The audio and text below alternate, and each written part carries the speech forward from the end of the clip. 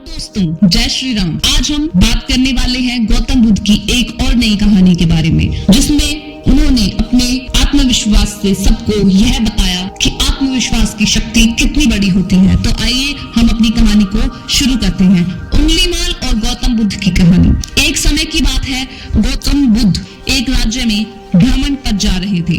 तभी वहां के एक गांव में वह रात गुजारने के लिए रुक गए और फिर वहां के लोग खूंखार डाकू उंगलीमाल के बारे में बात करने लगते हैं।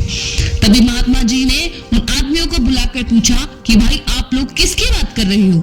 तब आदमी ने बताया कि महात्मा जी हम डाकू उंगलीमाल के बारे में बात कर रहे हैं। तब महात्मा जी ने पूछा उंगलीमाल कौन है ये। तब उत्तर में उन आदमियों ने कहा महात्मा जी वह बहुत ही खूंखार डाकू है, जिसने अपनी दहशत से लोगों को परेशान कर रखा है। वह डाकू उसके इलाके में जाने वाले राहगीरों को लूटता है और यहीं पर उसका खूंखारपन खत्म नहीं होता। वह लोगों की उंगलियों को काट लेता है और फिर उनकी माला बनाकर अपने गले में पहनता है। तब महात्मा बुद्ध ने बड़ी शालीनता से पूछा कि उंगलीमाल डाकू कहाँ मिलेगा। तब उन लोगों ने जवाब दिया कि यहाँ कुछ दूरी पर चलकर एक घंघोर जंगल है, वही उस उंगलीमाल डाकू का बसेरा है। तब महात्मा जी ने कहा ठीक है और अपने शिष्यों को बोला कि तुम अब सब विश्राम करो, कल सुबह होते ही हमें जल्दी निकलना है। सुबह हुई और महात्मा जी ने अपने शिष्यों को कहा कि चलो शिष्यों अब हमें जंगल की ओर प्रस्थान करना है। तब सभी शिष्य डर गए और बोले जंगल की तरफ, लेकिन गुरुजी वहाँ तो डाकू उंगलीमाल का वास है। अगर हम वहाँ जाएंगे तो वह हमें मार डालेगा और हमारी उंगलियां काटकर उनकी माला बनाकर धारण कर लेगा। तब महात्मा जी बोले कि शिष्यों कभी भी किसी परिस्थिति में डरना नहीं चाहिए, लेकिन कोई बात नहीं, अगर तुम नहीं जाना चाहते हो तो मैं तुम्हें वहाँ जाने के लिए बाध्य नहीं करूंगा,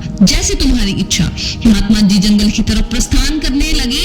जंगल की तरफ प्रस्थान करने के लिए जैसे ही प्रस्तुत हुए, गांव के लोगों और शिष्यों ने उन्हें बहुत रोका, लेकिन वह नहीं माने और जंगल की ओर चल पड़े और फिर जंगल में पहुंच गए जहाँ की उंगलीमाल रहता था। जब उस डाकू की नजर महात्मा जी पर पड़ी तब वह महात्मा जी को बड़े आश्चर्य से देख रहा था और सोचने लगा कि इस जंगल में आदमी साथ मिलकर भी नहीं आते और यह यहाँ अकेला चला आया। उसने महात्मा जी से पूछा कौन हो तुम। महात्मा जी ने कहा मैं एक राहगीर हूँ। उंगलीमाल ने कहा भाई तुम यहाँ अकेले आ गए, तुम्हें पता नहीं मैं कौन हूँ। तब महात्मा जी ने जवाब दिया कि हाँ तुम भी मेरी तरह एक इंसान हो। तब उंगलीमाल ने कहा लगता है तुम इस जगह नए आए हो, अब मेरा नाम नहीं पता। उसने बड़ी शालीनता से कहा। महात्मा जी ने कहा मुझे तुम्हारे बारे में गांव वालों ने बताया था। तब उंगलीमाल ने कहा फिर भी तुम यहाँ चले आए, तुम्हें मुझसे डर नहीं लग रहा। महात्मा जी ने कहा कि डर कैसा, मुझे तुमसे क्यों डर लगेगा। वह डाकू गुस्से में लाल पीला होकर महात्मा जी को घूरने लगा और कहने लगा कि तुम्हें नहीं पता कि मैं कितना ताकतवर हूँ। मेरे डर के कारण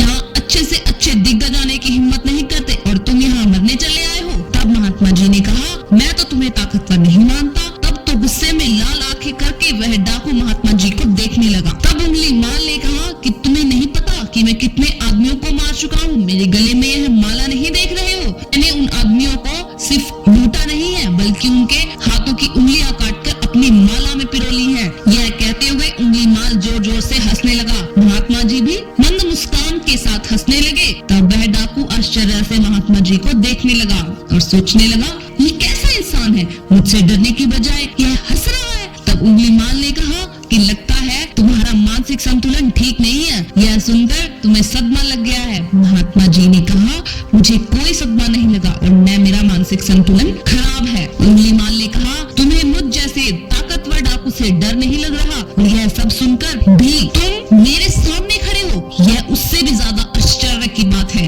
तब महात्मा जी ने कहा तुम तो मुझे सबसे ज्यादा डरपोक लगते हो। इतना सुनते ही उंगलीमाल क्रोध से तिलमिला उठा। उसने अपनी तलवार निकाल ली और महात्मा जी के गले पर रख दी। तब महात्मा जी ने कहा मेरी बात तो सुनो भाई। उसने बोला जल्दी बोल, अब मैं तेरे मुख से कुछ और नहीं सुनना चाहता। अरे भाई अगर तुम सच में ताकतवर हो तो तुम इसे सिद्ध करो, तभी मैं मानूंगा कि तुम सचमुच में ताकतवर हो।